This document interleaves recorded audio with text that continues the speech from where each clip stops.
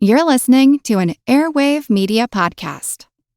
Welcome to From Beneath the Hollywood Sign. If you love old movies, Hollywood history, or the golden age of filmmaking, you've come to the right place. This is the podcast that talks about amazing stories of Tinseltown from another era and fascinating conversations with writer-producer Steve Cubine and actress-writer Nan McNamara. So, Steve, did Ava Gardner and Howard Hughes have a good relationship? Well, they did until he dislocated her jaw. What? Well, don't worry. She hit him back with an ashtray. From Beneath the Hollywood Sign is the gin joint for you. Recorded in Chicago, Illinois, with your hosts, Ken, Matt, Neal, and Jeff. This is Triviality. The cream of the crop!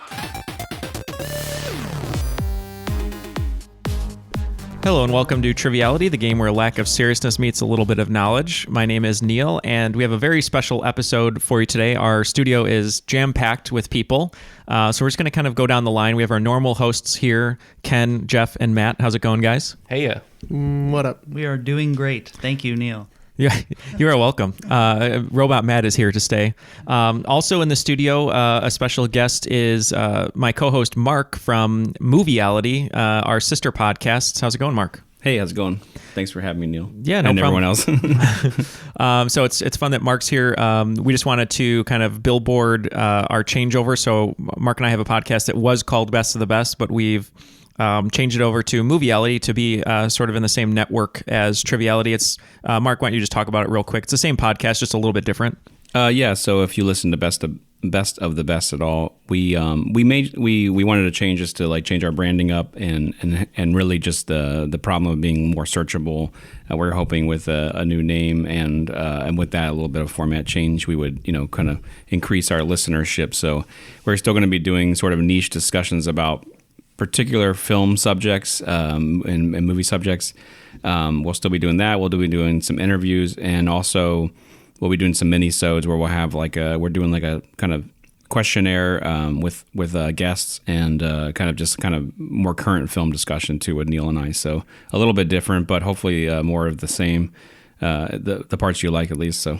Yeah, and we have some great interviews with filmmakers in front of and behind the camera, like Lynn Shade from Insidious. We had director David F. Sandberg, who's doing the Shazam movie right now, which is a great interview, and we'll have some more in the future, but just fun movie content where Mark and I just, spout nonsense. So Before we move on, I just want to say I was a fan of Best of the Best before our merger, and I'm looking forward to the partnership. I know you guys mentioned Shawshank Redemption a lot. Oh, yes, yeah. Yeah, that's one of Neal's favorites. I know. Yep. I watched it again over this weekend. Crap.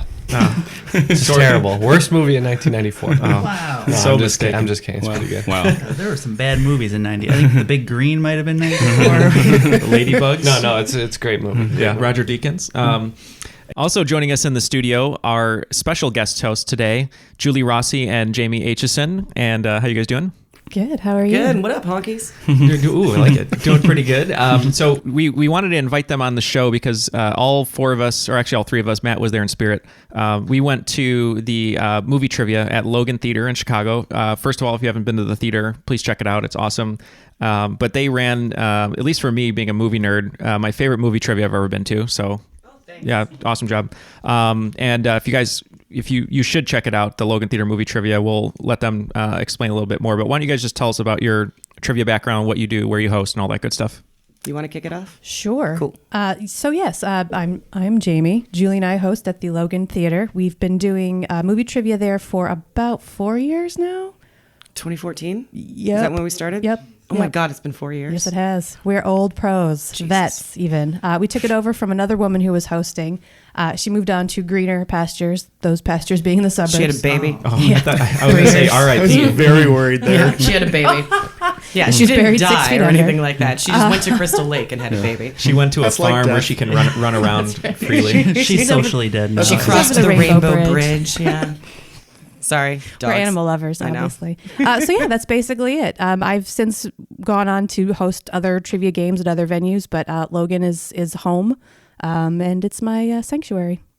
And so I appreciate that you came out and enjoyed our movie trivia because we put a lot of our heart into that. that little They're game. really, really well-written questions. You guys are going to hear some of them now, but you can tell the amount of work that you guys put into the questions. And before we start, too, where can everyone find both of you, and where can they find the trivia shows? I have a Facebook page called Chicaugo Pop Trivia. Just go to Facebook /Chicaugo Pop Trivia. And I have a calendar of all the events, all the places that I host. I also do a little bit of bingo. Been dabbling in the bingo lately. So I got a bingo game going at a couple places. So yeah, check out that page and you'll see all the info. Awesome. And Julie, you also did a great job hosting one of the games that we went to. One was Jamie, one was Julie. You did a special round kind of for us because I think we were second place, right? That day that we came. So we were in second place, and you let the teams pick the category. So we thought, for a future bonus episode, which will hopefully come out soon, you did a Roadhouse themed game. Oh, I sure did. So yeah. We're pretty excited about that. You guys can kill it. It's gonna be fun. I know, and as you can see, you're I know. sitting... I saw the poster. I was like, well, should I ask my questions for Roadhouse now? I mean, they can turn around. The devotion to Swayze is serious. They can just turn around. I mean, I think I'm asking about all three of the scenes on that poster in my questions. And then, yes, and I also host movie trivia at the Logan Theater on Tuesday nights. Jamie and I alternate weeks, and I only host on Tuesdays, and I don't host anywhere else. And I don't have social media to be followed on, and I just, whatever. Sorry, guys. So if everyone is enamored with you, they'll just bug Jamie to bug you. Right, Yeah, exactly. absolutely. That's how it's going to have to I'll work. be your agent. Yeah. Unfortunately. You can be my agent. When Yes. we just, I have to Like have my Jamie do associate. this before we start. You did a really good impression of an SNL skit, if you just want to say it. Sweaty balls. Okay, thanks. That was really good for all you SNL fans. I like that. Oh, tasty. Yeah. Good times. Good times. Well, yeah, I guess if you guys are ready, we'll just kick it to them to run the game. The rules of the game are simple. 20 questions split into 2 rounds worth 10 points apiece. At halftime, there'll be a special swing round designed by this week's host. After regulation, players will enter the final round with the points that they've accumulated and will have a chance to wager 0 to 30 points on 5 categorized questions. At the end of the game, someone will be named the cream of the crop. The cream will rise to the top, oh yeah. It was going to be 3-on-1, but Mark is here today, so it's going to be Neal and Mark versus Team Movieality versus Jeff, Ken, and Matt, Team Triviality. So it's going to be a lot of ality today. Hey, get your ego out of here. 3-on-1. Get out of here, Neal. I think I could have been okay. I could hang with you. I'm going to do round 1, just so you guys know. And I was inspired by one of the greatest lines ever uttered in a movie, which is, of course, I'm too old for this shit. So this is 10 questions about 10 characters in 10 different movies, and they are all too old for this shit. So we're going to get started with question number 1. One of the first times the line, I'm too old for this shit, was uttered on film happened in the year 1980. The movie is The Hunter, about real-life professional bounty hunter Ralph Papa Thorson, and Papa is too old for this shit. Bounty hunting, his pregnant girlfriend, friends who die in the line of duty, basically everything. Plus, Papa is terrible at driving, which is ironic since the star of the movie is an actual famous driver. The Hunter was this actor's final role before he died of cancer at the age of 50. Who plays Papa in The Hunter? I just wrote down dead guy. That was my contribution. That's your jumping That is off correct. point. He is definitely dead. Is it possibly Mini Driver? Adam Driver. Only if he's shirtless. I'm trying to think of somebody who was probably, you just said cancer, right? No specific cancer. Probably a heavy smoker. Team Movieality is locked in. How old was Steve McQueen when he kicked the bucket? That I don't know, but I was thinking, I know Paul Newman raced Newman cars, made it but he was much much longer, older. yeah. Steve McQueen might be our best bet. I know he was in a lot of car movies. Yeah, James but Dean I was really much don't know. younger. I know that for sure. He died way before then. Let's go Steve McQueen. Oh, he was bones at that point. Let's go Steve McQueen. What do you think? It's really disrespectful. Is it David Boreanaz? All right, so you guys want to go with Steve McQueen then? We got nothing else. So Steve McQueen. So Mark and I were talking, like, Newman was in The Verdict, which was after 1980, so we're like, it can't be Paul Newman, or at least we didn't think it was Paul Newman. And Paul Newman was in Road to Perdition, which is way after 2004. Yeah. Exactly. But Mark and I had the same train of thought, which was we went Steve McQueen. The answer is Steve McQueen. Hey. All right. Hey. Okay, question number 2. In the movie Death Proof, Abernathy has an on-set relationship with the director of the film she's working on. Her friends make fun of her because of their totally PG romance, and they wonder why she won't just sleep with him. And I'll tell you why. He plays mind games, and she's too old for this shit. And then she just sits in the back of a Dodge Charger while her stunt team friends play a dangerous game, and Kurt Russell tries to kill them with a car. Who plays Abernathy in Death Proof? Team Triviality is locked in right away, waiting for Team Movieality. So it's if she's the cheerleader who sits in the back seat, yeah. Because now I'm thinking though the driver is from Rent, and she is also an actress. They're all actors in the movie, right? Yeah. Yeah, and Rosario Dawson is also an actress in the movie. Yeah. Sorry, I hate this movie. I loved this movie. It's Tarantino's worst. Neal's got a thing about Tarantino. I'll go with whatever your best, because I'm looking on. And then just to make sure, your clue was that she sits in the back of the car. She sits in the back seat of the Dodge Charger while her stunt team friends play a dangerous game. Ooh, okay. All right. So Mary Elizabeth Winstead is on the farm, but she sits there, and they leave her to babysit. Okay, so yeah, we're gonna lock in with Rosario Dawson. Yeah, Rosario Dawson for us. Yeah, and the answer is Rosario Dawson. So that's why your questions are so good, because when we're at Logan, the first half of the question, you're like, oh, we got it. And then you throw a little curveball in there. And that's why I for some reason... Yeah, I was thinking it was the stunt woman, but she doesn't. She's the one on the hood or whatever. Yeah. The Australian actress, yeah. Our questions have plot twists. They do. They're the Shyamalan of trivia writing. Cinematic in themselves. Number 3. In 2006's The Night Listener, Gabriel Noon is too old for this shit. He's a late-night radio host specializing in spooky tales culled from his active imagination, and then he gets caught up in a spooky tale of his own about a young boy who suffered years of sexual abuse and spends the movie trying to prove that that boy is real. The actor who plays Gabriel has also played a bum, a shrink, and a robot. Who plays Gabriel in The Night Listener? Dave Coulier? We're in. Yeah, I like that. I mean, he played a robot. Robin Williams. We're writing down Robin Williams because you guys are in, right? Yeah. He played Bicentennial Man. He played Good Will Hunting, and then he was a bum, I guess, in the Fisher King.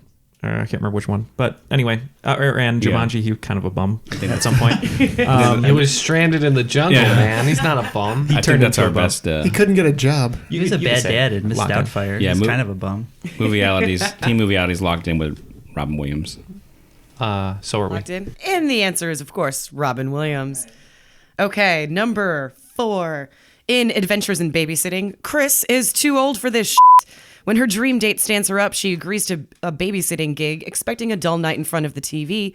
But her friend is in trouble, so she packs up the kids and heads to the big city of Chicago to have an adventure. Who plays Chris in Adventures in Babysitting? One of my crushes. Oh, no. This is a really hard one. That only narrows it down to like 75 I was actually going to mention this in our earlier questions. Yeah, we're in. Yeah. So this is a movie I used to love watching the opening when Chris is dancing in the mirror to that old I can't remember the song, but it's the and then he kissed me. Ding, ding. Yes, that one. Great opening. Yeah. Vincent D'Onofrio as Thor. Mm-hmm. As the same character over and over again. All right, guys, we're locking in with Elizabeth Shue. Okay, we also locked in with Elizabeth Shue. I think both of you got that correct. The answer is, of course, Elizabeth Shue.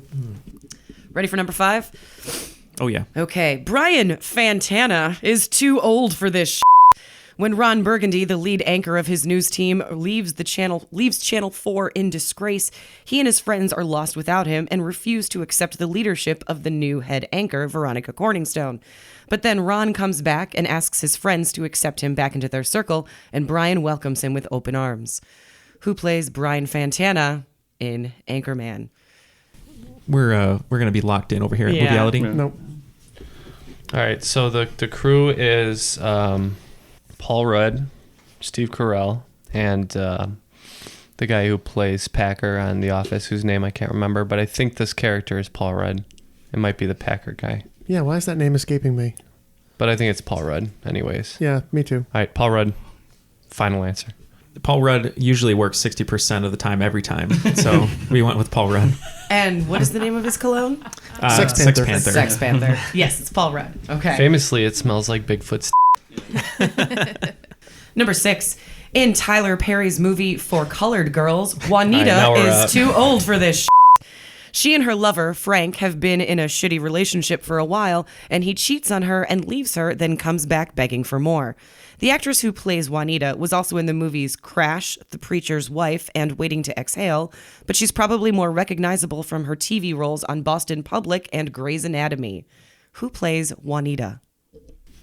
I really have no idea, but I have something I can write down as a guess. I know who it is, but I couldn't tell you the name. Picture the face. Yeah, I know exactly who it is. We've often accepted drawings. as She correct definitely has answers. that face. So Like, if Jeff. you see a picture of her, you'll know who she is. I mean, If that you would can make draw sense. Representatively, we will accept it. I think she's in at least one or two of the movies. All right, we're in. I can see her face. My best guess is but I don't know the name. Are you talking about the girl from Westworld? Was she in? I know she was in For Colored Girls, I think. I don't know if she was on Grey's Anatomy, though. I think it's the nurse, but I can't remember her name. It's unfortunately. if it's the girl from Crash. Westworld who's British, it's No, it's definitely now that I'm thinking out loud, it's the woman that's in Crash, the nurse, but I can't think of her name. and it's not the girl from Westworld. I don't think so. Okay. All right. Do you just want to go? It's not Sandra Bullock, so. Oh man, I don't think Angela Bassett was in Crash. Man, this is tough too because I know it's there. I can't pull it. Do you want to go Nia Long or Angela Bassett? Those are bad answers, but I know. I know. You pick one. I give it to you. Sure, Angela Bassett. That's For the record, Neal, the actress you were thinking of is Thandie Newton. Thandie Newton, yeah. Thank you. Angela Bassett. We'll just go with that. We went with fellow bad answer, Angela Bassett. Both of those answers are incorrect, and the answer is Loretta Devine. Ooh, okay. Here's a picture of her right here. That's she played Yeah. the nurse in. She played the nurse in Crash. Oh man, good question. Like I said, everybody knows her face. You were right, see though. her As soon as face. that picture came up, I'm like, Yep. I know who that is. You're like, lose oh, points, it's or her. do we- Yeah. Just no points. That's all. Okay. You guys lose points. We stay the same. Okay, good. Okay, number 7. In the movie Showtime, veteran detective Mitch Preston is, of course, too old for this shit. When he's faced with a $10 million lawsuit, he's forced to team up with a regular patrol officer to star on a new reality-based TV cop show. But his department is constantly trying to make the show more viewer-friendly and tries to paint Mitch as a stereotypical police officer. Who plays Mitch in Showtime? I have no frame of reference on this one, so We can confirm with them. You said you want to know who Mitch is? Correct. The veteran detective. Yeah. Okay, we're in. let's just go with Leslie Nielsen because I don't know. I have no idea. It's fair. The only detective you could think of. Yeah, Leslie Nielsen. We got locked in. You're good, you. You're good. Robert De Niro. That was your De Niro. That was bad. I didn't fully commit. I thought you were having a stroke. Sorry. You're good, you. You're good, you. Yeah, Robert De Niro. Sorry. Robert De Niro is our answer. The answer is Robert De Niro. Right. Okay. Ready for the next one? In the movie Undercover Brother, the chief is too old for this and he says the line while staring at a picture of his hero, Mr. Danny Glover. The chief is the leader of Brotherhood, a secret organization that battles the man's influence on society, and they recruit Undercover Brother to join their ranks when they learn about the man's attempts to sabotage the presidential campaign of a black politician. The actor who plays the chief has made appearances in the movies The Frighteners, Annapolis, and I, Robot, plus starring roles on TV shows like Pushing Daisies and Boston Public alongside the actress from Number 6. Name this actor. And if you're wrong, you're not off by much because those people look exactly the same then, which is why I think they're the same person. Oh, Yeah. Oh, I know who it is. He played a chef. He always has his arms crossed. He always has like that up. They always like. He always has that expression like, mm-hmm. You know what I mean? I know his name. Oh my god. Okay. No, And I know the movie you're talking about where he plays a chef. Yes, he was. Are you guys locked in? Yeah. Okay. If we got it right, I'm very proud because it's Okay. something that Was I it came up Waiting? with. Was it Waiting? He was a chef in. Yes. Okay. So Cheating. no, I knew it. I know he's big and burly. Okay. Very expressive face. Oh, Charles S. Dutton? No, he's older. Charles S. Dutton. He's older than Charles S. Dutton. Actually, wait. Maybe that's right. I remember Eddie Griffin is the undercover Eddie brother, Griffin is, but yeah. I don't remember. I'm blanking on this person. Maybe it is Charles S. Dutton. I feel like it's not, but maybe that does sound right. But you want to just go with that because I can't think. I can't think of his name right now. Maybe that's right. I don't know. I just picture him. We're gonna lock in with Charles S. Dutton. Yeah, we're going with Shy McBride. Oh, that's it. Shy McBride. Okay, I'm going to move on. Number 9. In Lethal Weapon, Roger Murtaugh is too old for this shit. He gets partnered up with Martin Riggs, a cop with suicidal tendencies, and together they go up against a heroin smuggling organization made up of former special ops forces from the Vietnam War, led by a retired general and his right-hand man, Mr. Joshua. We're switching it up. Who plays Joshua in Lethal Weapon? We're in. So Gary Busey is the main bad, so I think Joshua is like the henchman. Mm. Is it maybe Jake Busey? I have no idea. I can't remember Lethal Weapon. It's been forever since I've seen it. Yeah. I think I can picture him as like a big blonde guy, but I can't place it. I mean, you're on more of a path than I am. Let's go with, I don't know, let's go with Jake Busey, I guess. Okay. I don't think that's right, though. I think it's more of a Ivan Drago type. Ivan Drago. Let's go with Jake Busey. Okay. And we're locking in at Gary Busey. And the answer is Gary Busey. Oh, is Gary Busey the henchman? He's the henchman. He's the henchman, yeah. I thought he was the main bad. No, he's not the tough. the general. Okay, and the final question number 10. In the movie Lethal Weapon 4, Martin Riggs is too old for this shit. After escaping death again and again, Riggs and Murtaugh are put on a hit list by the Triads. When bloodthirsty mercenaries are on their tail, they team up with new detective Lee Butters, who's secretly impregnated Murtaugh's daughter. Who plays Lee Butters in Lethal Weapon 4? I didn't get this far into the Lethal Weapons. I think I've only seen 1 and 2. That's a crime. Okay, we're in. We're locked in. I skipped those and went right to 5. Who we think, like Christian Slater or something like that? What year? Hey, Murtaugh, I impregnated your daughter. Okay, so that's probably wrong. So this is probably what? Your impressions 90, are pretty great today. 93, somewhere around. Yeah, maybe a little later. Hey, Murtaugh, it's me, Joker. I really had no guess. Yeah, this is yeah, we got nothing. I think Christian Slater. We're sticking with him. He seems like somebody who would impregnate your daughter. He would. He's a troublemaker. So we're gonna take your Christian Slater and we're gonna slice off everything up to the TIAN and leave Chris and then add Rock for Chris Rock. Oh wow, we were way off. For our answer. Christian Slater and Chris Rock. The answer is Chris Rock. And that's all. They confused all the time. I know. It's super confusing. They look so much alike. All right, so after a great round 1 hosted by Julie, it's Team Movieality with 80 and Team Triviality with 60. So tight game. All right, so before we go into the swing round, just make sure you guys go to trivialitypodcast.com for all our new episodes and hit us up on patreon.com/trivialitypodcast to have some of our perks. So thank you to everyone who's recently become a Patreon supporter. Okay. So this swing round is going to be lightning fast. I'm going to give you 3 traits and or 3 occupations. These are descriptions of roles that a singular actor or actress has played. All I need you to do is tell me the actor. I'll give you an example. And they're all going to start, you know that such and such. The game is called, you know that such and such. You know that mystery writer who played Rollerball in the USO? That would be James Caan, right, as I'm describing Misery, Rollerball, and For the Boys. Okay. Jim Caan. Jimmy Caan. All right, here we go. Question number 1.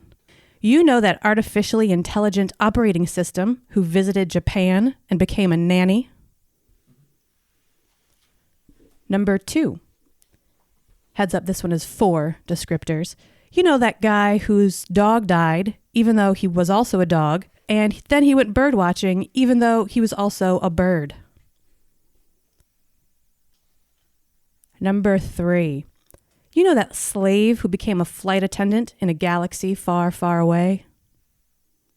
Number 4. You know that young NASA trainee who fought aliens with a bat, then faked his own retirement? Number 5. You know that first daughter who was also a queen and a stripper? Number 6. You know that mutant from the Ozarks who started her own company? Number 7. You know that cop who saved Christmas, then became a retired gangster until he was shot by Donnie Wahlberg? Number 8. You know that Tomb Raider who married the first transgendered man who co-founded WikiLeaks? Number 9. You know that cowboy who joined the Marines and became a professional boxer? And number 10. You know that princess who became a singing prostitute in space?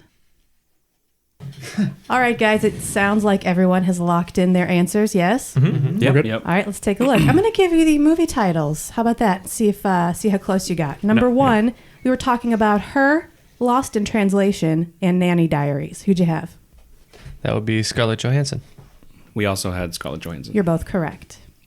Number two, we were talking about Marley and Me, Marmaduke, The Big Year, and Freebirds. Who is it? Yeah, we had some extra clues there, but really all we needed was the dead dog, so we went with Owen Wilson. Yeah. Wow, we wanted Owen Wilson too. Oh my God, I wish I was in killing it. Paris in the 20s. Wow. It's raining. Yeah. Okay, number three, The we were impressions talking are about insane. 12 Years a Slave, Non-Stop, and Star Wars. Who is it? We went with Lupita Nyong'o. Oh, yeah, I think that's right, but we went with Sam Okay, no. It is Lupita Nyong'o. Number four, the movies we were talking about were Space Camp, Signs, and I'm Not Here. I love Space Camp. Oh yeah, Kelly Preston is great in that. She was. Whitney beat me, take away my charge cards. NASA's talking. That's a good quote. We're going with Joaquin Phoenix. Team Movieality also went with Joaquin Phoenix. You are both correct. It is Joaquin Phoenix. Number five, this was a tricky one. The movies in question were Mars Attacks, Star Wars, and Closer. Natalie Portman. We also went Natalie Portman. That is correct.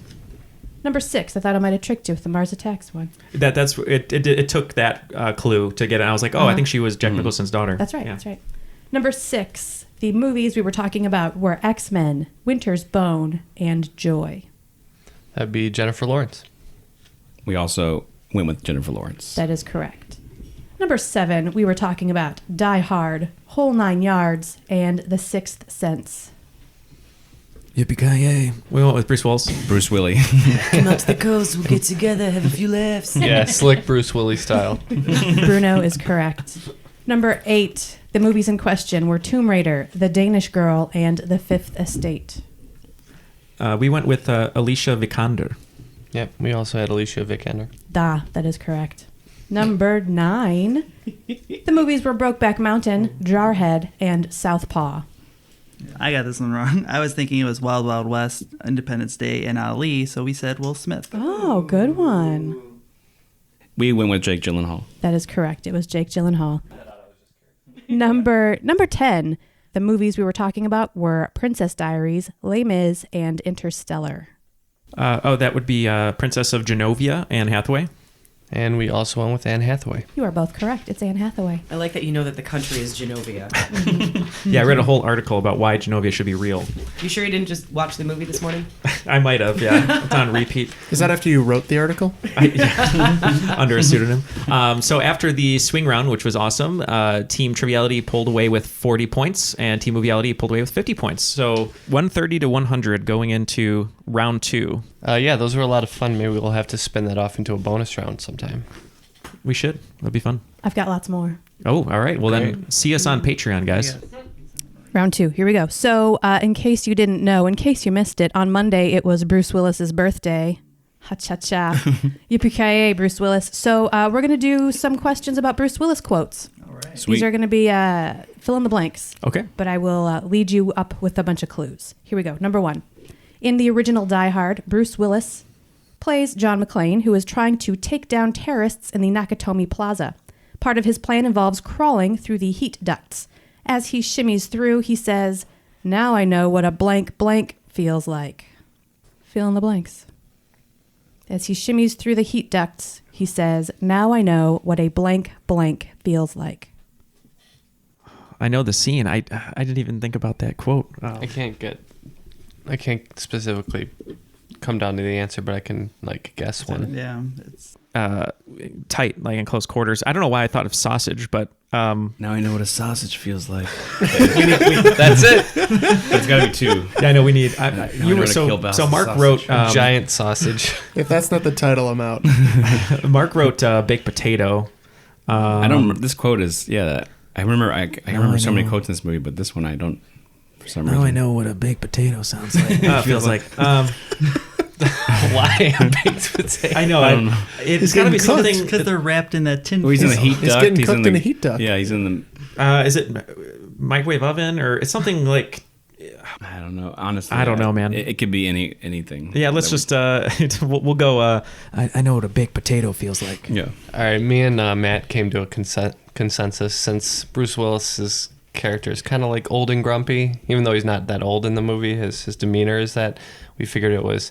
No, I feel what a canned sardine feels like. So baked potato, canned sardine. Yeah. TV dinner. Ah. TV dinner. No, you're kind of close. dinner feels like. That's pretty close, I guess. Yeah, Food. that's close. Both food. Number 2.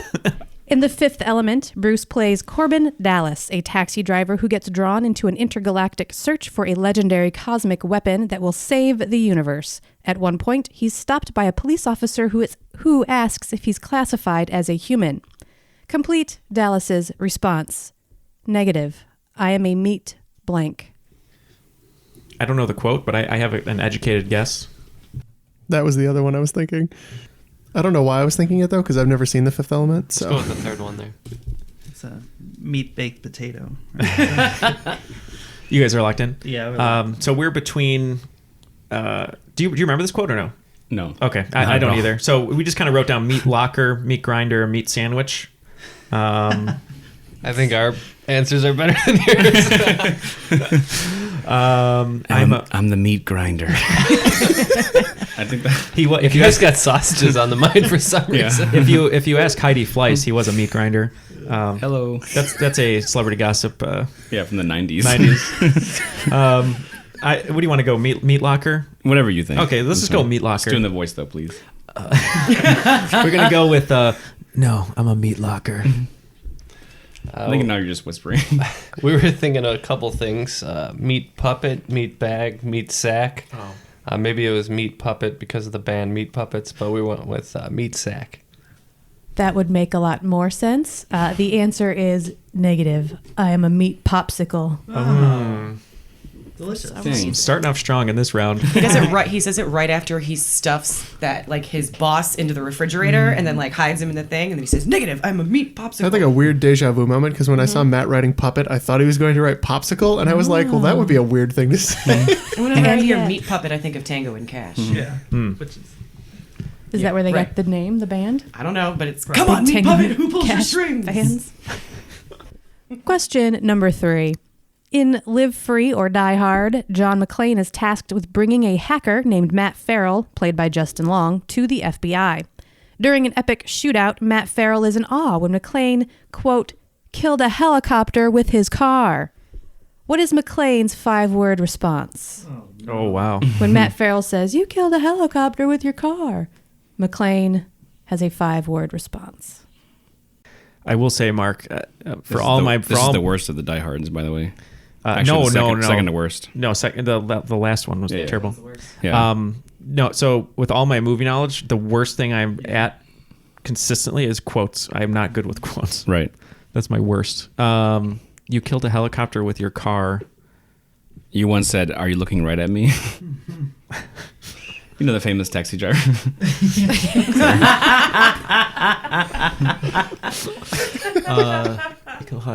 Sometimes helicopters get killed with cars. Something like, what else was I supposed to do? Yeah. Or like, it's raining. And your point is no. It's a raining car. It's raining cars. Yippee-ki-yay helicopter car. It's got to be some sort of chance of cars. No, Bruce Willis famously utters the yippee-ki-yay line at the end, and the MFer is muffled with a gunshot. Yeah. It's very terrible. Mother flubber. I hope he has insurance. Let's do that. Okay. You ain't seen nothing yet? Yeah, I don't know. I hope he yeah. I just can see him going, I hope he has insurance. All right. The Bruce Willis impression, by the way, the best way to do it is you have to pretend like you're just constipated. So, but it's kind of like that. In the early Die Hards, he's like normal guy. He's a normal cop, right? You know, and he's Right. put in extreme circumstances. But by the time this movie rolls around, you got full-on action hero John McClane, which just takes away a lot of the charm of it. But we figure he's getting cocky, and he goes, all in the day's work. I can't imagine the writer's room when they were writing the script, because those are all excellent guesses. But he actually said, I was out of bullets. Oh, that's right. That's right. I figured when you heard that, you're going to be all like, oh. I remember that. God, I'm so bad with quotes. I think we could write a better movie than a lot of these people if we pooled our minds together, and it would probably be a lot about sausages. Yes. A lot of meat popsicles. Too bad there's no Freddy got fingered question, actually. In The Last Boy Scout, Bruno is a down-and-out cynical detective who teams up with a down-and-out ex-quarterback to try and solve a murder. When the ex-QB, goes in fists blazing, the dick reprimands him. This is the 90s. You don't just go around punching people. You have to say blank blank first. This is the 90s. You don't just go around punching people. You have to say blank blank first.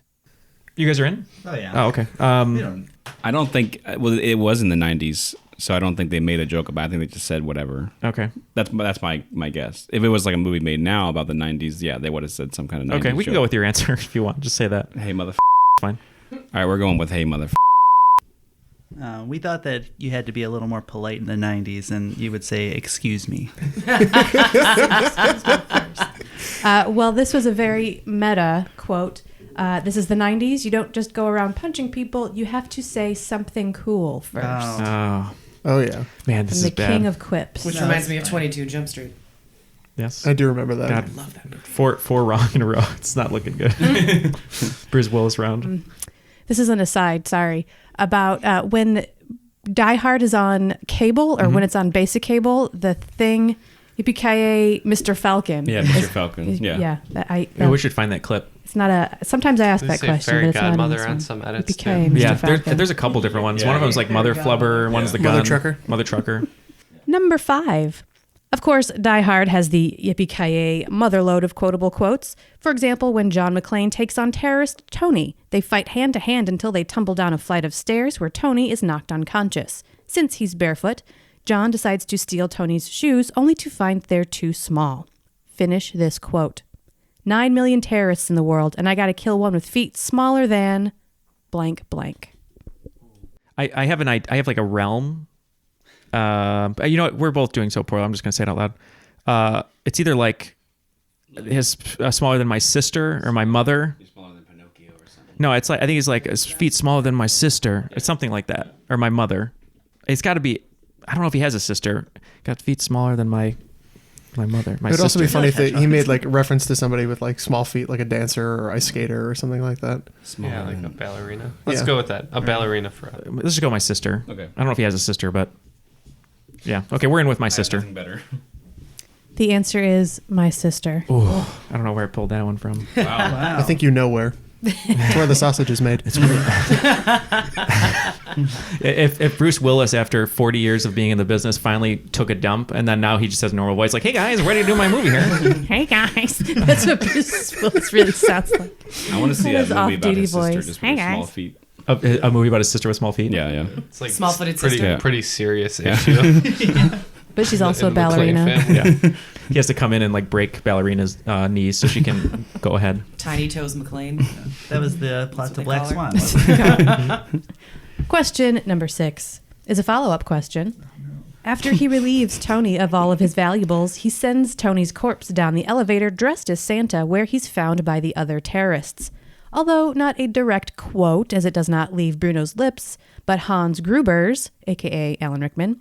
What did John McClane write on Tony's sweatshirt? We are in on this one. During the holidays, I've seen mass-manufactured sweatshirts. Oh, with they have this. them? Yeah. Oh, like that's screen cool. printed on it. I Pretty cool. created one for myself when I was 13. Believe that. I'd get one of those. We're in. All right, Okay. both teams are in. Really quick, do you want to do the Rickman impression, or should I? We just can both so we do can it. establish. Oh, we could both do it. That's fine. Go ahead. She wants the full quote. Mr. Potter. You better do it. Okay. Now I have a machine gun. Ho, ho, ho. Yep, that's exactly what we wrote. Beautiful. That is it. That's Hey, correct. boy, Yeah. I had forgotten how to write 10 on my score sheet, so this is Mr. Potter. Harry Potter. That's my favorite. If we did a one-man show of Alan Rickman impressions, it should only be movies that no one cares about that he was in. Like really just There are so many. Perfume. Yeah. Oh, Perfume. Or like the one where he's like the wine connoisseur and he's like, like gold level wine or whatever. Oh yeah, Bottle Shock. Bottle Shock, yeah. Oh my God, what's the line from Robin Hood? Oh, where he Cut your eyes out with a spoon. Yeah, with a spoon. Yeah. Oh, that was in one of our episodes. Why a spoon, cousin? Because it's It's dull, it'll hurt more. Yeah, it's dull, it'll hurt more. Yeah, something like that. Question number 7. At the beginning of the Vincent Vega and Marcellus Wallace's wife segment of Pulp Fiction, our Bruce plays a champion boxer named Butch who agrees to take a dive for a large sum of money. Marcellus tells him which round his ass goes down and makes him repeat it. Fill in the blank. In the blank, my ass goes down. That's what I thought. You would know better than I would. Are we in agreement? That's fine. Right? I have no idea, so... We're locked in. We're locked in. I don't know if it's right, but we're locked in. Okay. Movieality, we are saying the 7th. Pretty sure it's the 5th. It is the 5th. All right. Sorry, Neal. I had no idea, so don't worry about it. In the 5th round. In the 5th round. As a bald man, I understand the Band-Aid on the back of the head when you're shaving with a razor. Or if you're plugging in the Matrix. Or if you're Nelly. Well, the Nelly, the Band-Aid would be on the front, right? Or if you have to keep your soul inside. Yeah, if you fall asleep with it under your eye, sometimes it wakes up. It's like a perfectly centered cut, too. Question number 8. Later, in Pulp Fiction, when Butch not only doesn't throw the fight, but in fact accidentally kills his opponent, he and his gal pal lie low in a motel until he realizes he forgot to pack his father's watch. As he races back to his apartment to retrieve it, he mutters angrily to himself, "Finish this sentence. Of all the things she could forget, she forgets my father's watch. I specifically reminded her, bedside table on the blank." I'll give you a hint. It's an animal. Oh, is it like a piece of pottery, right? Like a key thing or whatever? I had that in my head, and then Yeah. said it's an animal. Grandfather's watch. Right, Do you agree? Yeah, that makes a lot of I don't sense. I can see it. Do you have an animal? Walking over there? I was like, why is this in my head? And then Right. she said it's an animal. I'm like, okay, that's gotta be. Is there an animal that would be nice as a piece of pottery you put keys on, like a tiger or some sort of leopard? Bedside table. Why would a tiger or a leopard be good to put keys on? Well, because a leopard, they have the rug and they're like flattened. Bedside table on the... Yeah. I'm just gonna name some animals. Tell me what sounds best. Okay. Bedside table on the bear. Bedside table on the cat. Bedside table on the turtle. Bedside table on the kangaroo. Bedside table on the armadillo. I don't know. What do you got? I don't know. All I know is we have to go to the scene where he's like, "This was your grandfather's watch." The impressions are running amok. Running amok today. I don't know. Just pick an animal. I'm gonna go with turtle. Turtle. Okay, we're gonna go with turtle. I think Neal said it. I think it's kangaroo. Oh, It is absolutely kangaroo. damn. Man, it came right out of your mouth. I too. tried so hard not to tell on that. I tried to laugh harder when he said it. That's absurd. Good job, guys. That was good. All right, number 9.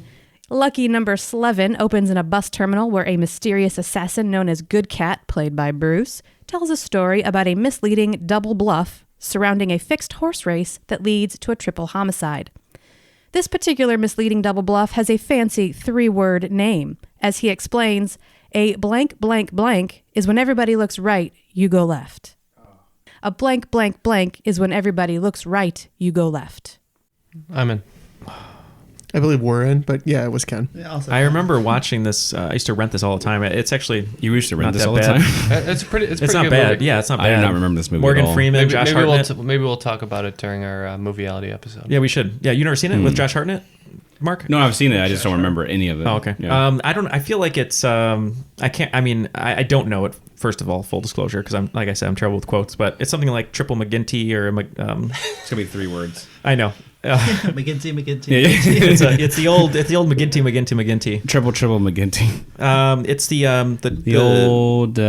It's the old 1, 2, 3. The old 1, 2, Oopsy Doopsy Loopsy. It's the old. It's on a kangaroo. The old kangaroo. How about it's just the 1, 2, 3? I don't know. Sure. Okay. Yeah, we don't know. 1, 2, 3. Yeah, 1, 2, 3. I'm not 100% positive, but I think it's the Kansas City Shuffle. It is the Kansas City Shuffle. We're getting 4 in a row. annihilated. Yeah. Yeah, we are. This is tough. All right. I actually have 12 questions written. So for your final question, I'll give you a choice. Would you rather hear a quote from Hudson Hawk or Ocean's 12? Probably Ocean's Yikes. 12. Both. Yikes. Yeah. 12? I haven't seen Hudson Hawk in many, many years. The Expendables. Yeah, I guess Ocean's 12. All right. Yeah. All right, number 10. Finally, our pal Bruce makes a cameo as himself in Ocean's 12. In the heavily meta moment where Tess Ocean, played by Julia Roberts, is pretending to be Julia Roberts, she runs into Bruce Willis playing himself.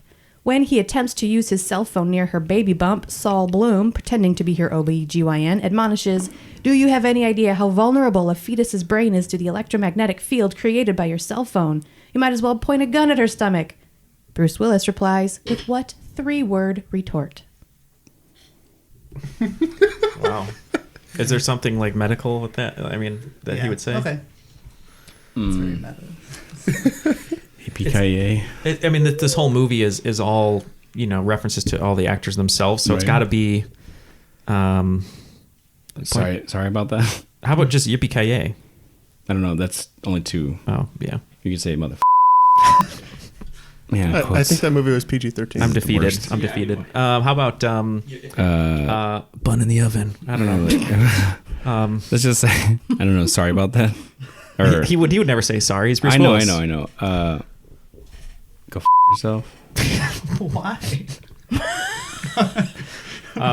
You just pick well, something. we're in with Yippee-ki-yay. Okay. Well, yeah, we'll just go with We're the in same. with sorry about that. Sorry about that. Sorry about that. You got kind of close for a minute. For a second, you got kind of close. He wouldn't say, "I'm sorry," because why? Because he's Bruce. Oh, I'm Bruce Willis. He says, "I'm Bruce Willis." I knew it was something That's meta. how he Oh, replies. But no points on that last question. So going into the final round, the score is 150 for Movieality and 140 for Team Triviality. Juli and Jaime are going to give us 5 categories, and we're going to be able to wager 0 to 30 points of what we've accrued so far during the game. And then after we hand in our wagers, we will get the questions and do our best to find out who's going to be the cream of the crop today. Okay, you guys ready for your 5 categories? These categories are Mars, MILFs, musicals, math, and moonshine. I like the M theme here. Yeah, thanks. All right, the wagers are in, so we're ready for the questions. Okay, question number 1.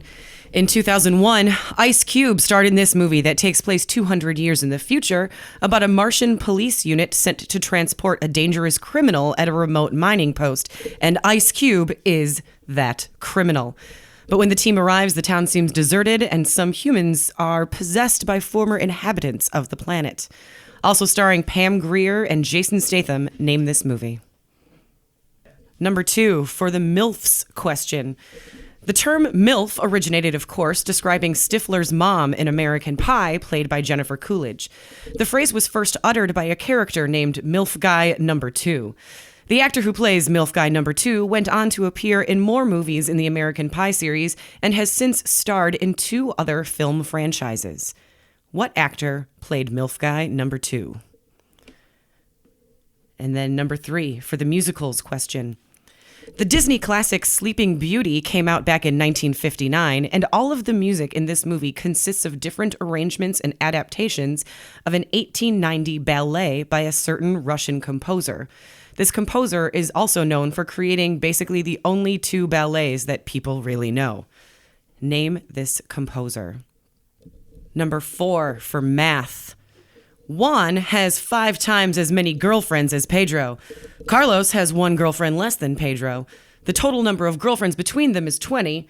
How many girls does each gigolo have? And this is how Jaime Escalante taught math in East LA, a true story portrayed in the movie Stand and Deliver. Escalante is battling to have all of his students enter AP Calculus by their senior year, including one Lou Diamond Phillips, and the actor playing Escalante is suited for this type of command, but this wasn't, arguably, his most commanding acting job. Who plays Jaime Escalante in Stand and Deliver? And number 5, Moonshine. Bobby Gator McCluskey is serving time in prison for running moonshine when he learns his younger brother was murdered and the sheriff is to blame. So Gator goes undercover with the feds to bring his brother to justice. Starring Burt Reynolds, this movie came out in 1973, and 3 years later, Reynolds made his directorial debut with the movie Gator, which is a sequel to this 73 movie. Also starring Ned Beatty. What movie is this? Team Movieality's all locked in. All right. We are also locked Team Movieality and Team Triviality are both all locked in. Okay, so for question number 1 about Mars, what movie starred Ice Cube on Mars? Team Movieality, you wagered 20 points, and Triviality also wagered 20 points. What were your answers, guys? Movieality. We went with Ghost of Mars. Yep, Ghost of Mars. The answer is Ghosts of Mars. Number 2, for the MILFs question, who played MILF guy number 2 in the American Pie franchise? Team Movieality wagered 15 points. Team Triviality wagered 20 points. What were your answers, guys? This one gave us a little bit more trouble, but just based on the timeline and the amount of franchises that the person has a starring role in, we went with Chris Pratt. And we thought the franchises you were looking for were Harold and Kumar Go to White Castle and Star Trek, so we went John Cho. And the answer is John Cho. Good job, guys. Number 3, for the musicals question. The musicals, or the music for Sleeping Beauty, was all based on a ballet written by this Russian composer. Team Movieality wagered 30 points, and Team Triviality wagered 20. What were your answers, guys? We went with, Mark? Tchaikovsky. Thank you. Yes, we went the classic Russian composer Tchaikovsky. Yes, and the answer is Peter Ilyich Tchaikovsky. I'm a little upset that you guys got that. And of course, the other 2 ballets that he wrote, are the only ones that anybody knows, are Swan Lake and The Nutcracker.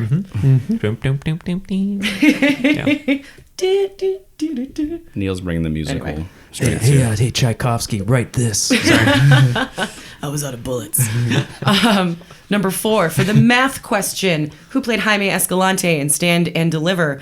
And for Team Movieality, you guys wagered 10 points. Triviality wagered 20. What were your answers? Went with Edward James Olmos. We went with the same, Edward James Olmos. Because he was also a commander on Battlestar Galactica. And that is the answer. It is Edward James Olmos. All right. Because it's not his most commanding role. And then finally, for number 5, the moonshine question. What 1973 movie starred Burt Reynolds where he played a moonshine runner who tried to take down Ned Beatty? For the wagers, Movieality wagered 5 points, Triviality wagered 20. What are your answers, guys? We went Eastbound and Down, loaded up and trucked it to Smokey and the Bandit. I thought that was too simple, yeah. Oh, that's funny.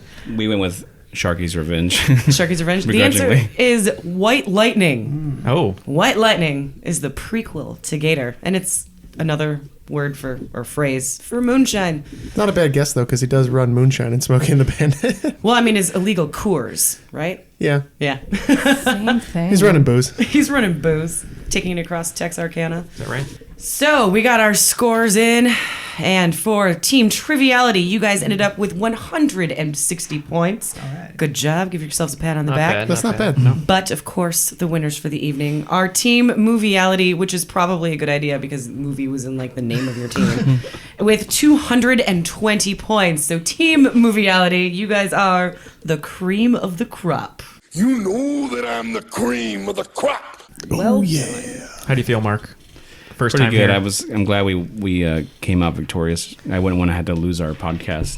Well, it was funny. Is that what you wagered? Yeah, it was pink. It was Right. pink slips, but it was podcast. It was podcast slips. Yeah.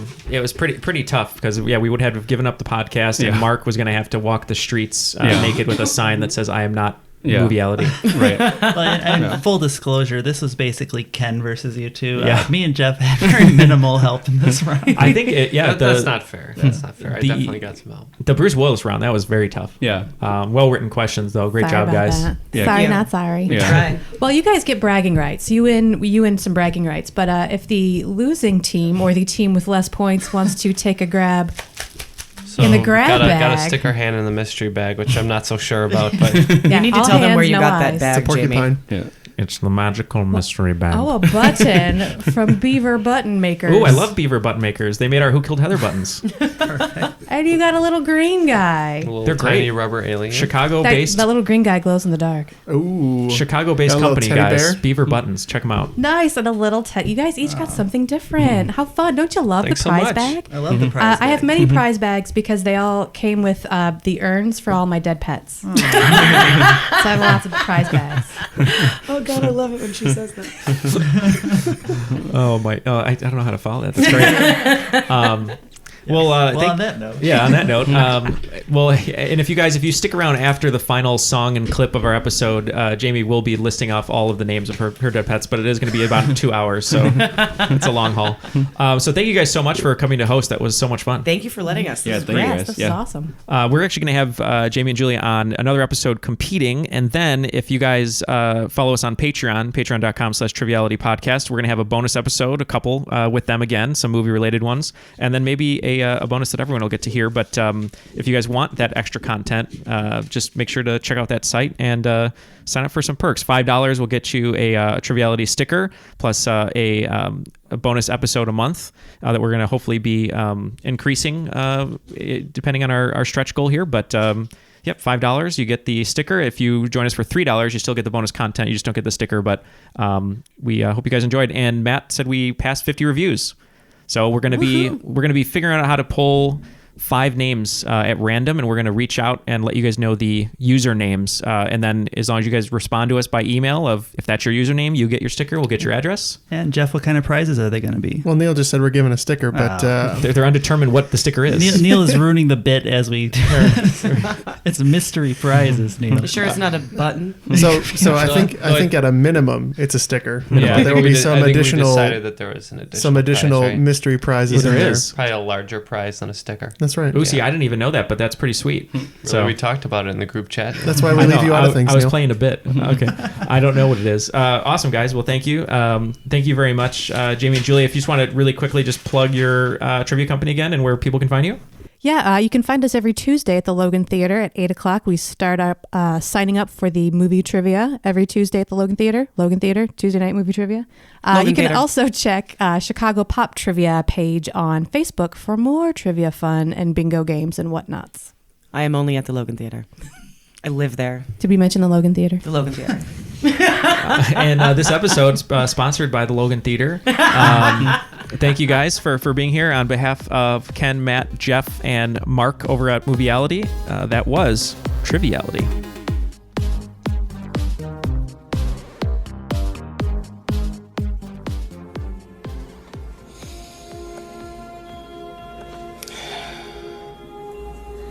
Nobody likes you. Everybody hates you. You're gonna lose. Smile, you f***.